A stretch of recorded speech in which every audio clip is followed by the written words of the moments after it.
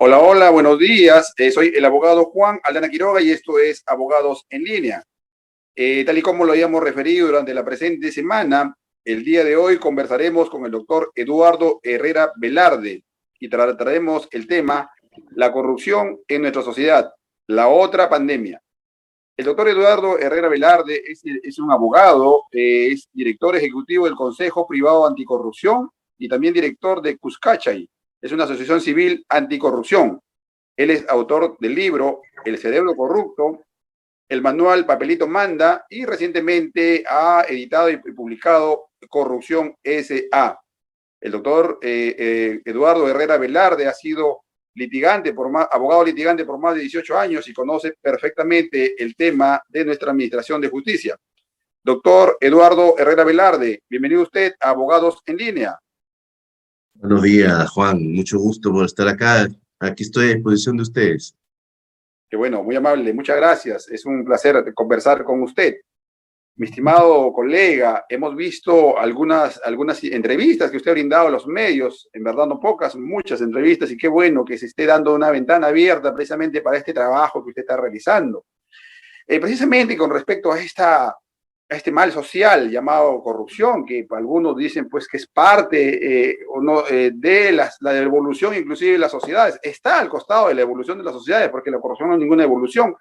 Lo vemos en escritos tan antiguos como por ejemplo la Biblia, inclusive nos habla un poco de la corrupción, de algunas sanciones que el divino dio precisamente a quienes habían actuado en esta forma, y las sociedades en su conjunto, en la actualidad, pues esto padecen este mal. ¿Qué se entiende por la corrupción, mi estimado colega? Bueno, en principio hay que entender que la corrupción es un fenómeno humano y además entenderlo en el concepto, como se dice, con humildad moral.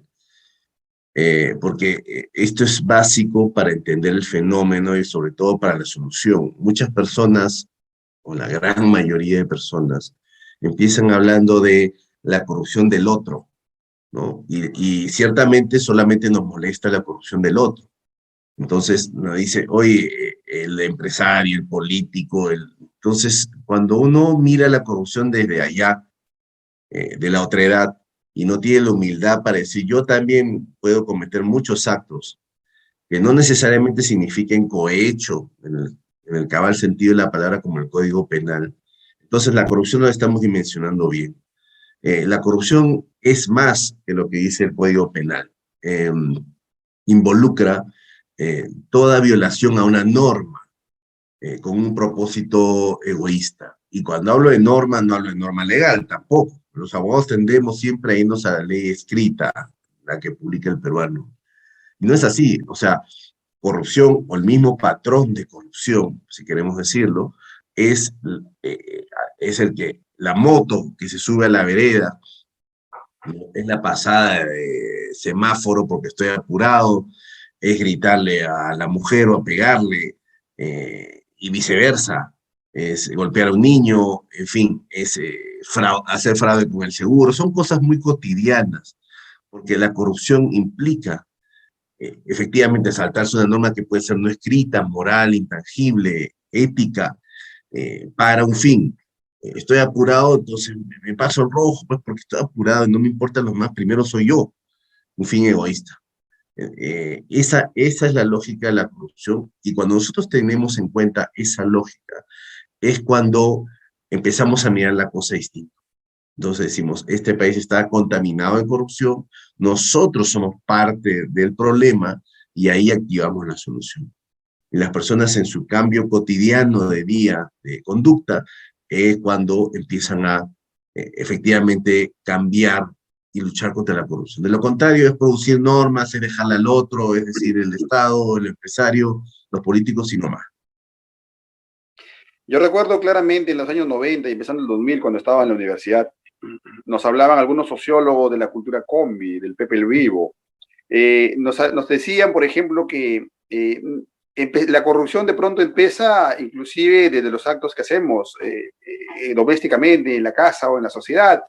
Usted lo ha señalado, ¿no? El estudiante que copia en el colegio para sacar buena nota, el ama de casa que o el joven que se salta la cola buscando precisamente algún bienestar personal egoísta, como usted bien lo ha manifestado, el niño que llora cuando pide de pronto la teta de la mamá o quiere que lo abracen, etcétera, que de pronto es natural, pero que si no es bien direccionado, llega el momento, precisamente lo que ahora nos escandaliza, cuando están en situaciones de tomar decisiones, en situaciones ventajosas, y se aprovechan de esa situación y viene lo que el Código Penal señala, ¿no? Escuché, doctor, que la corrupción de pronto, si bien es cierto, la idea nuestra es atenuarla, ¿usted cree que es difícil erradicarlo en nuestra sociedad?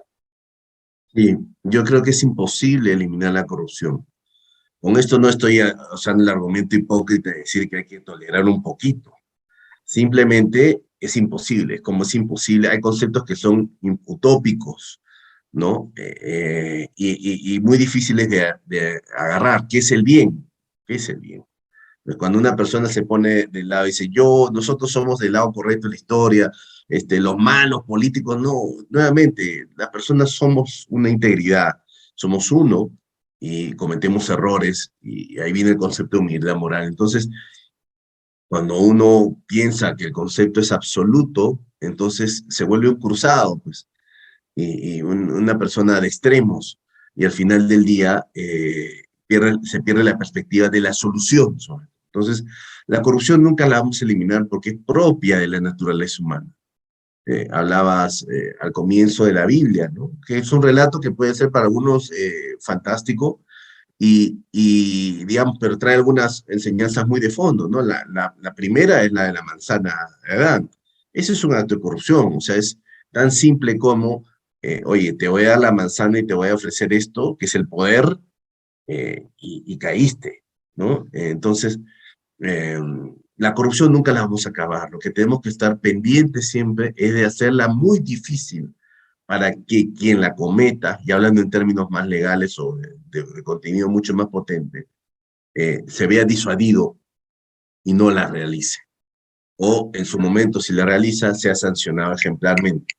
Entonces, eso nos lleva a decir, bueno, sí, porque lo demás es contrario, es decir, vamos a engañar a las personas, vamos a eliminar la corrupción. Eso no va a pasar, no va a pasar, porque no hay estándares. ¿Cómo se mide el total de la corrupción? No es creíble.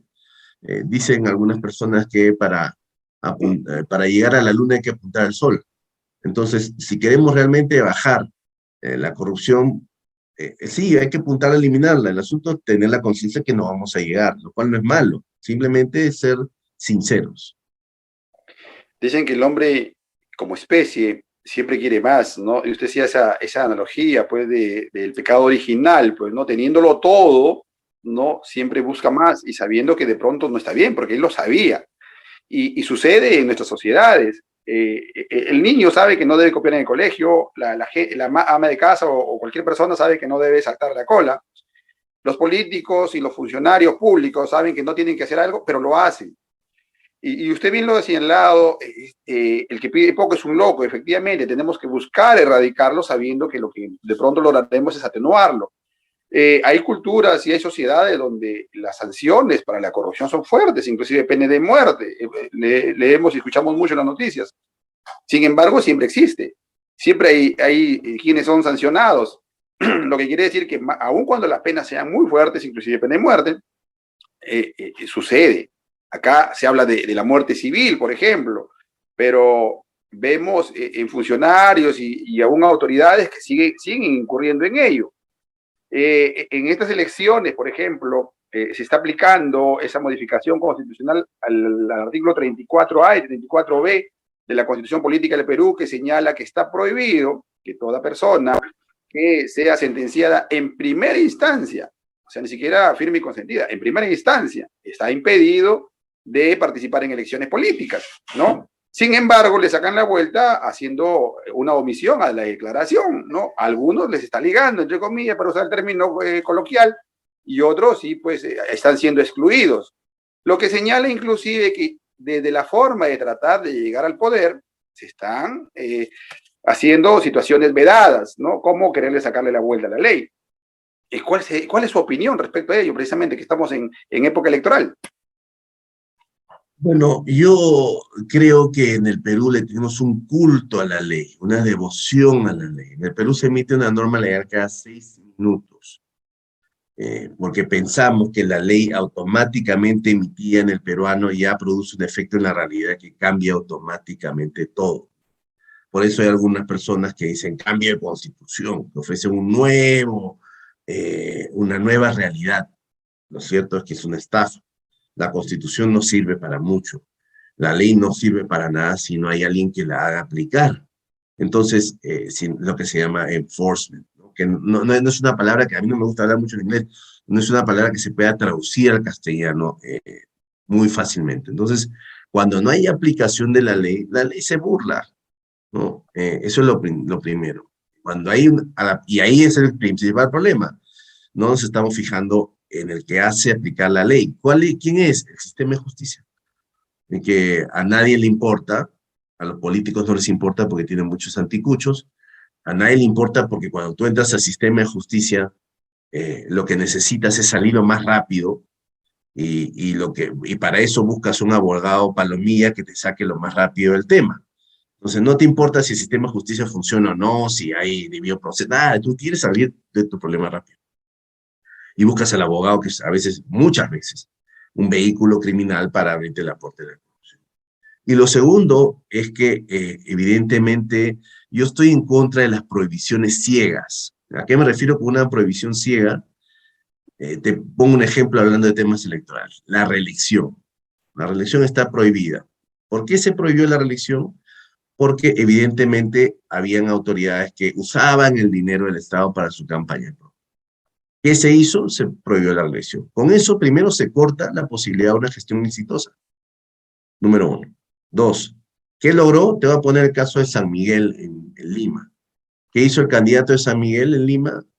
El señor Bles eh, era alcalde de San Miguel y al periodo siguiente, como no podía reelegirse, postula como teniente alcalde, ¿no? Y después, ahora está postulando como alcalde. Esa es una reelección, porque pone un títere de alcalde o una persona que no es él, lo pone valiéndose él de su fama para que salga electo. Entonces, cuando la norma está mal enfocada, es una prohibición ciega, lo que se genera es sacadas de vuelta, ¿no? Y si el sistema aún no la sanciona, entonces la ley no sirve para nada. ¿A qué tenemos que apuntar? Si vamos a hacer normas, tenemos que hacer normas muy correctas y muy puntillosas para darle al punto. Entonces, la corrupción nunca es un problema. La corrupción es siempre un síntoma de algo que está detrás y no funciona. Hablando temas electorales, ¿a qué tenemos que ponerle énfasis? Al financiamiento de los partidos políticos y las campañas. Ahí no estamos poniendo, y hay un sistema legal que posibilita eso. ¿Cómo se financian los partidos políticos? Eso es lo que genera la corrupción después, porque es un candidato que pide inversionistas y después, cuando llega al poder, le devuelve plata a los inversionistas mediante bienes y servicios. Y ahí lo estamos viendo en tiempo real. Entonces, ¿cómo se financian los partidos? ¿Cómo se financian las campañas? Ahí hay que meterle. No crear tanta norma, es un toque y hacer sanciones efectivas. En efecto, doctor, estamos viendo, por ejemplo, en estas campañas denuncias, por ejemplo, de vehículos cuyas placas, que están participando en campañas y cuyas placas pertenecen a empresas. Efectivamente, la ley lo prohíbe, pero entre lo que dice la ley y lo que se hace, a veces no siempre se cumple. Usted señalaba el tema de los alcaldes, pues, ¿no? Con el tema de los domicilios múltiples, el alcalde de San Miguel, por decir un tema en Lima, termina postulando a la municipalidad de Ate, o de pronto el de Ventanilla termina postulando al gobierno regional, o simplemente, como usted lo dice, pasa de ser alcalde a primer regidor y a la siguiente vuelve alcalde y continúa, ¿no? Son temas que no están claros. Los peruanos, en verdad, los ciudadanos del mundo somos hábiles a veces para sacar la vuelta a la ley, ¿no? Y en tanto y en cuanto se lo permita, sucede. Mi estimado colega, yo lo sigo mucho, he escuchado algunas de sus entrevistas y sus ponencias que usted ha hecho, y sabemos, y es algo que nos llama la atención muy gratamente, usted también es, aparte de colega, es autor de algunos libros. He leído El cerebro corrupto, que es una especie de una narración en primera persona. Me hace recordar a Vargas Llosa en La ciudad de los perros, y de pronto muy contemporáneamente a Bailey cuando hace sus historias. Pero usted, tanto como ficción, hay mucho de realidad. Luego ha escrito un manual, el Papelito Manda, que nos hace recordar a aquel líder de una entidad pública que decía precisamente esa frase. Y recientemente ha escrito Corrupción S.A. ¿Podría usted narrarnos brevemente respecto a qué es lo que lo motivó a usted a escribir, por ejemplo, El cerebro corrupto? Sabiendo y entendiendo precisamente que usted ha sido abogado litigante por más de 18 años, ha conocido el día a día en los pasillos del Poder Judicial, Fiscalía, Policía, etcétera. ¿Cuál es la remembranza que hace esta literatura que usted nos presenta?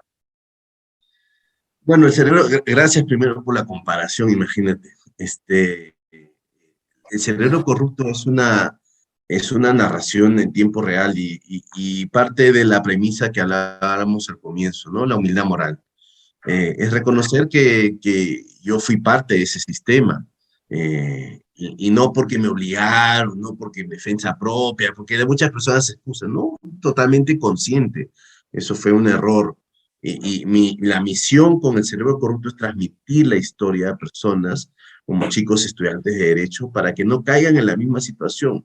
Y en general, ese era el resultadismo, ¿no? Porque nos estamos conformando con el resultado inmediato. Hay que ganar el juicio como dé lugar, entonces hay que asegurar. Hay que ganar la elección a como dé lugar, entonces pues haces conductas totalmente reñidas, como regalar pues pelotas. Ayer he visto un candidato en Lima regalando pelotas, ¿no? En fin, ¿eso qué es?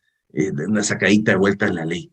Entonces, el cerebro corrupto es mi historia personal, real, en la que yo cuento cómo funciona desde mi experiencia el sistema de justicia, tratando de dar un mensaje a las personas de asunción de la responsabilidad y además de decir, no, no lo cometa, porque a los chicos, a los penalistas, sobre todo los litigantes que son los más expuestos, eso no garantiza que seas un buen abogado.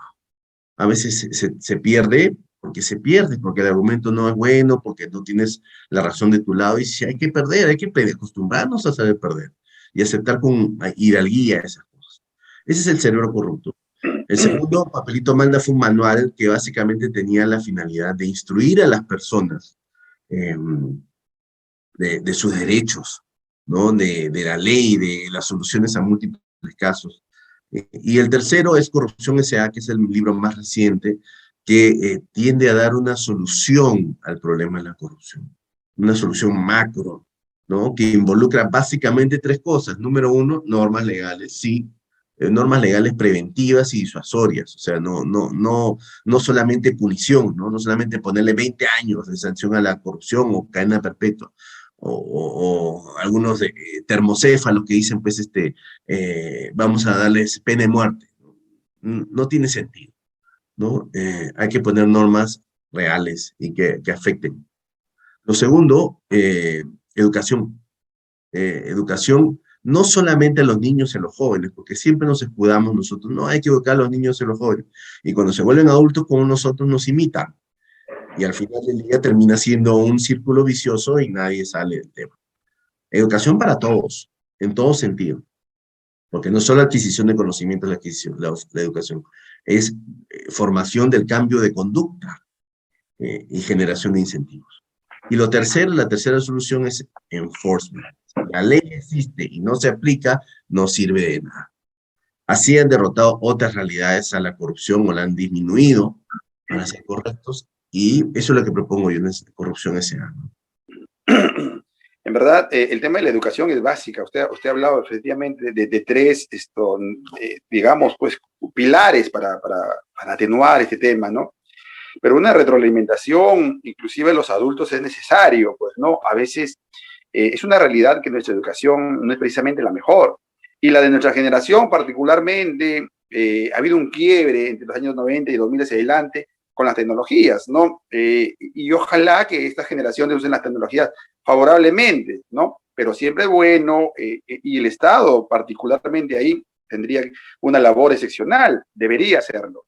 Y es algo que lamentablemente no está haciendo, sino, por ejemplo, organizaciones como las que usted lidera son las que están tomando esa labor que debería ser una labor conjunta. Y ahí quiero precisarle y pedirle, por favor, que conocido este problema que tenemos, como usted bien lo diría, a mí no me lo contaron, yo lo viví, yo lo he visto, ¿no? He tenido la suerte de ser abogado, he tenido inclusive la experiencia de envolverme en ella, en esa vorágine, verme envuelto y de pronto arrastrado y de pronto también tuvo usted la capacidad de hacer un stop. ¿Qué está pasando acá? Pues, ¿no? Estoy teniendo cerca de 40 años ya, ¿no? Atrás mío vienen mis hijos, seguramente mis nietos y las demás generaciones, y qué es lo que yo le voy a entregar, ¿no? Esa capacidad que usted ha tenido, que seguramente muchos abogados y profesionales y ciudadanos del mundo en todo sentido lo tienen, ¿no? Debería ir de la mano con una labor ya, y eso es lo que usted está liderando. Usted es director ejecutivo del Consejo Privado Anticorrupción, del CPA, y también es director de Cuscachay, ¿no? Que es una asociación civil anticorrupción. ¿Podría usted señalarnos qué labores están haciendo precisamente a usted y las personas que están a través de estas asociaciones? Bueno, sí, el CPA es una organización que tiende a a hacer labores mucho más de fondo, ¿no? Hemos tratado de, hemos fracasado aún en ese intento de lograr que algunas municipalidades, por ejemplo, tengan un software para vigilar, para transparentar contrataciones menores a HUITs, ¿no? Eso es un tema de corrupción real. Si tú transparentas las contrataciones menores a HUITs, le quitas mucho de la corrupción. El CPA ha intentado también mover la aguja cuando se trata de malos funcionarios que son nombrados. Nosotros sacamos investigaciones de ese tipo de fondo, ¿no? Y Cuscachay es una asociación mucho más frontal, que ahora ha empezado por investigar a los candidatos en las regiones, algunas provincias y distritos, para mostrar casi, pues, totalmente la personalidad del individuo o persona, para mostrar, pues, sus antecedentes, faltas electorales, antecedentes en redes sociales, en fin, todo eso, y, eh, y hacer roche, ¿no? Para que la gente no vote por lo mismo de siempre. Esa es nuestra misión, que es una especie de enforcement social, ¿no? Y Cuscacha lo que va a hacer a continuación, una vez terminada esta elección, es volverse una procuraduría ciudadana, porque la Procuraduría pues a veces no puede, no quiere luchar contra la corrupción, no tiene las herramientas en muchos casos, y vamos a ayudarle al Estado a hacer investigaciones y vigilar a las autoridades, porque cuando una persona se siente vigilada, es cuando cambia el patrón de conducta. Lo que tenemos que hacer es que alguien le respire al cuello a estas autoridades que inevitablemente parece van a ser electas en muchos casos, y que ellas sepan, ok, hay alguien detrás, tengo que portarme bien.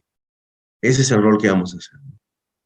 En esa labor, ustedes, entiendo, en estas elecciones usted está viajando mucho, está yendo al sur, al centro, ahorita mismo está en Huaraz, seguramente pronto en Piura. Tengo entendido que, por ejemplo, va a estar en Chiclayo la próxima semana en una conocida universidad disertando con los jóvenes respecto a ello. Eh, ¿Cuál ha sido de pronto la apertura que han tenido las universidades con esta idea, por ejemplo? Bueno, muy poca, ¿no? La Universidad de Chiclayo creo que es la primera, porque, a ver, vamos a ser totalmente transparentes. En las universidades no les conviene que alguien venga a malograrles el negocio. Y yo soy ese. Entonces, a mí acuden muchos chicos a decirme, oye, quiero ser penalista, mira, he estudiado a, no sé, Jiménez de Azú, a Zaffarón y a todos esos grandes tipos. Eh, y a Yacos, ¿no? Y, pucha, quiero ser penalista. Y manejo los conceptos de teoría del delito, en fin. Sí, ok, pero tú sabes cómo es afuera. ¿Alguien le dice a los chicos cómo funciona afuera la realidad? ¿No? Cuando uno sale totalmente imbuido, pues, de entusiasmo, con ese saber, te das cuenta que la realidad es otra. El sistema es corrupto. ¿Cómo haces ahí con tu manual de derecho penal de Brahms? ¿Cómo haces ahí? No hay nada. no te sirve para eso. Entonces, yo creo que un curso de realidad que acerque a los chicos, así funciona y así tienes que salir. Eso es lo que nunca tuvimos los de nuestra generación. Yo no tuve eso, ¿no? Alguien que me diga, oye, no tienes que hacer. A mí me dijeron, oye, va, ¿sabes qué? El sistema funciona así. Déjate y haz lo que tienes que hacer, ¿no? Entonces, eh, a las universidades les falta ese tema, también cómo tratar a un cliente, porque los clientes son los primeros que nos empujan a este tema de corrupción. El cliente quiere ganar, doctor, ¿usted me va a hacer ganar el caso? ¿Sí o no? Entonces, ¿cómo empezamos a sincerar la profesión y decimos, oye, ¿sabe qué? Aquí está su informe de probabilidades. Usted tiene una probabilidad de éxito de 5, no va a ganar. Bueno, entonces me voy. Entonces el abogado se empieza a desesperar y dice, no, pero yo puedo sacar una salida, empieza el engaño. Y la salida ya sabemos cuál es. Entonces, eh, yo creo que esas cosas a las universidades no necesariamente les favorecen porque es un curso de realidad y a las personas no les gusta a veces saber la realidad. Preferemos que nos engañen, ¿no? Y nos pongan mentiritas y sigamos en este curso. Y debería ser al revés, ¿no? Creo que si sería un análisis, sería la apertura, estaríamos peleándonos por entrevistarlo, estaríamos peleando por escuchar sus ponencias, porque precisamente esto, y como bien cuando lo repito, es un tema que usted lo ha vivido y que nosotros lo vivimos. Es cierto, a ver, vamos a puntualizar, no toda la policía es mala. Hay muy buenos policías, hay muy buenos jueces, hay muy buenos fiscales, hay muy buenos abogados. Sin embargo, también hay aquellos abogados buenos que de pronto con todas las pruebas, por ejemplo, un tema penal, con la razón inclusive, terminan teniendo una sentencia adversa. Y es ahí donde se pregunta qué es lo que ha pasado. Luego, también así como hay abogados malos, también hay clientes malos, pues no, en el sentido de que tú le dices, ¿sabes qué? Como usted bien lo ha manifestado, acá las probabilidades de éxito no son las mejores. ¿Qué tal si impulsamos de pronto una terminación anticipada? Es decir, que tú te declaras culpable pidiendo algún tipo de beneficios, ellos te miran, ya doctor, ya regreso, voy a preguntarle a mi familia y nunca más vienen, pues no, porque precisamente están con la expectativa. Repito, no todos, pero hay. Y hay en todos los niveles, y no escuchemos el tema de los cuellos blancos, de aquellos jueces supremos, inclusive que están no habidos, lo que nos hace decir pues que está en todas las...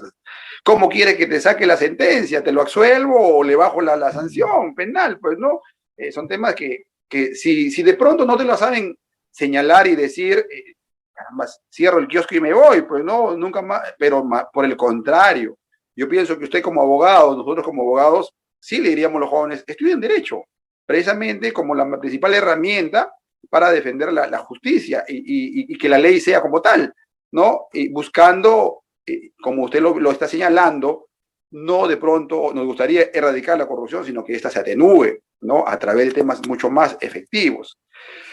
Cuscacha, ¿qué es el significado? Me parece que es un tema quechua. ¿Qué significa Cuscacha y cuál es el punto de partida de ello? No, cucacha significa hacer justicia en castellano. Usted sabe tú sabes que el quechua pues, se reúne muchos significados a veces. Uno de esos es hacer justicia. La finalidad de Cuscacha es remecer, ¿no? Es sincerar las cosas, mover a las personas para un cambio. Por eso se llama hacer justicia. La justicia se hace, se busca. Y en todo sentido. Y acá lo que queremos es que la política cambie y es una forma de hacer justicia. No es posible que la corrupción nos robe tanto y nosotros permitamos que nos robe. Entrando a Huaraz hemos encontrado una carretera totalmente llena de huecos que me cuentan que es el contratista que hizo Perro Muerto y se fue. ¿Cuánto de eso hay en el Perú?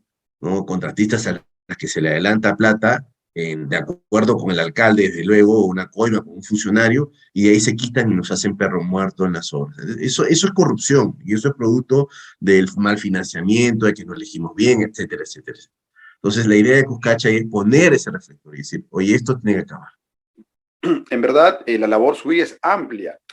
Alguna experiencia en gestión pública tengo, he sido asesor legal en algunas entidades públicas, y por ejemplo, hace muchos años, cuando se judicializaban temas como lo que usted señala, el incumplimiento de un contrato, por ejemplo, esos procesos judiciales nunca terminaban y bueno, y la obra quedaba abandonada. A raíz de eso se impulsó mucho el tema de los arbitrajes, pero lamentablemente tampoco está dando digamos, la celeridad que quisiéramos, ¿no?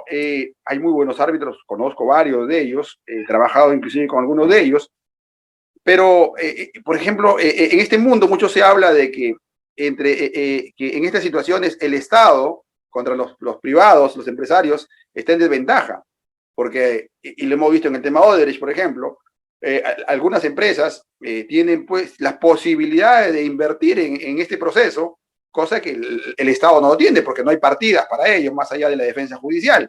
¿No? Entonces, son situaciones también que tendrían que verse porque el tema del arbitraje en verdad ha fallado en el Perú y usted bien lo dice con esa obra abandonada que en estos momentos no está, es un tema en todos lados, vemos colegios, vemos postas médicas, hospitales mismos, carreteras, veredas, en estos días han vacado o en verdad todavía aún no, pero está pues en el ojo de la tormenta un congresista que en su labor como ingeniero acá en Piura ha tenido problemas con obras que siguen abandonadas. ¿No? Yo soy vecino en el tema de la Unión y, por ejemplo, hay problemas ahí. Si es que efectivamente ha sucedido alguna irregularidad, habría que determinar quiénes son los responsables. Hay un congresista investigado, no necesariamente él podría ser de pronto el actor principal, de pronto sería parte de esa vorágine en la cual ha sido sustraído por la omisión funcional, pero están ahí los temas, ¿no? Hay situaciones que todavía hay que hacer. Finalmente, mi querido amigo, conversar con usted siempre es un placer. Yo le escucho, le sigo nuevamente, cuando inclusive he hablado de la historia de sus libros, y por eso le he dicho que un poco a lo que Vargas Llosa señalaba en La ciudad de los perros, por ejemplo, cuando yo sigo militar también, mi querido doctor, y en verdad, mucho de lo que dijo Vargas Llosa ahí efectivamente tenía realidad, y el resto también era ficción. Igual le sucede a Jaime Bailey con sus temas aparentemente autobiográficos que le da rienda suelta a su imaginación. Pero lo que usted señala no necesariamente es imaginación. Hay mucho desierto en esto y hay muchas, como decía el poeta, hay peruanos mucho por hacer. ¿Cuál sería finalmente? Entiendo que usted tiene una vorágine de actividades, ya en breves minutos usted va a trabajar en Huaraz a lo que ha ido precisamente en esta labor. ¿Qué es lo que se viene con Cuscacha? ¿Qué es lo que vamos a hacer? ¿Va a venir al norte, va a venir a Piura? ¿Qué es lo que tiene previsto y cuál sería la invocación y la invitación que le daría a los jóvenes profesionales y estudiantes de Derecho particularmente?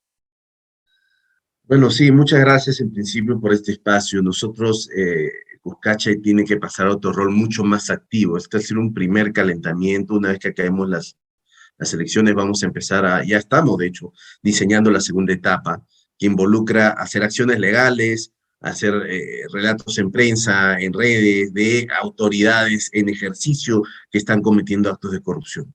Creo que esa es la mejor forma de mover la aguja en defecto de que la justicia no lo hace. Bueno, pedirle a la juventud, a las personas que se empiecen a unir al movimiento, es un movimiento en el que vamos a empezar a capacitar a personas, a empoderarlas para que puedan hacer investigaciones. Imagínate la cantidad de investigaciones que podríamos hacer si cada peruano es una antena. Eso genera un cambio de paradigma y genera que la autoridad diga, me están vigilando, que es lo que hablaba hace tiempo. Y si, hace un rato, y si me están vigilando, entonces tengo que portarme bien. Y eso hace un impacto real. Está demostrado en estudios científicos que una autoridad que está siendo vigilada cambia el patrón de conducta y elimina las posibilidades de corrupción. Entonces, eso es, estamos en eso, ya terminando la campaña vamos a meternos de lleno a ese proyecto. Y ahorita, terminando la campaña, nos falta de acá Moquegua, nos falta Junín, que son los últimos territorios en los que vamos a ir. No nos alcanza para más porque ya el tiempo no nos da, hemos escogido 12 regiones. Y bueno, pero los resultados van a estar colgados en esta semana seguro de todo el Perú. Y ahí van a poder ver pues a sus candidatos. Entonces un poco la idea es, dedíquele 5 minutitos de su tiempo a entrar a la página web cuscachay.com, a la sección fichados, y ahí va a encontrar a sus candidatos en tiempo real con una ficha y sustento documental para ver si vota por ellos o no. Cuscachay, ambos con K, ¿correcto? Y termina en Y. Los invito a todos, las personas que nos están escuchando en vivo y seguramente después en diferido, a visitar precisamente esta página, porque ahí están, entre otros, informando precisamente hasta qué punto, cuál es la probabilidad de los candidatos en cuanto a haber señalado lo que corresponde. Usted señalaba que había un 9-1, es decir, de cada 10 personas, 9 habían o señalado una declaración inexacta o de pronto incompleta, ¿no? Y bueno, eso le permitirá conocer mejor a sus candidatos. Mi estimado doctor Eduardo Herrera Velarde, acá en Abogados en Línea, que se emite por la página del Ilustre Colegio de Abogados de Piura. Queremos agradecerle por su presencia e invitarlo, ojalá después de las elecciones, a que nos siga exponiendo precisamente la razón y las labores que estarán haciendo seguramente en el norte también y en todo el Perú. El mejor de los éxitos en esa labor. Y repito nuevamente, siempre será un placer conversar con ustedes. A todos nuestros seguidores los invitamos el próximo sábado y todos los sábados a las 10 de la mañana por la página del Ilustre Colegio de Abogados de Piura a sintonizar Abogados en Línea con invitado de la prestancia, precisamente nuestro colega, el doctor Eduardo Herrera Velarde. Muy amable, doctor. Muchas gracias. Gracias a ustedes. Muy amable. Hasta la próxima. Gracias. Muy amable. Hasta luego.